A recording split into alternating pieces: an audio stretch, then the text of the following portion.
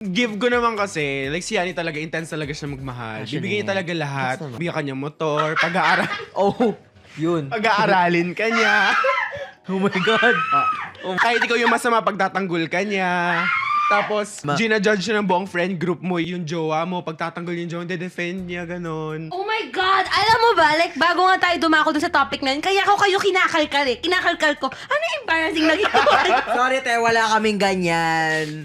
Ang girl! bottom line, ikaw pinakatanga dito, te. Real? Aaminin ko naman. Aminado naman ako. Aware naman ako. And now what? Enough ba na aware ka? What's gonna happen? Alam niyo, kaya siguro hindi na rin talaga ako nagde-date ngayon kasi medyo nakakatakot. What will happen to me? Ewan ko, te, medyo naguguluhan din kasi ako sa sarili ko eh. Kapag stable, nag-aanap ng uncertainty. Kapag uncertain, nababaliw. Like, ewan ko. Bukod sa excitement, feeling ko kasi gustong-gusto ko rin yung feeling ng in love. Right. Ang sarap Masarap ma-in love. kasi ma-in love, te. Pero relationship, commitment talaga siya. It takes a lot of work.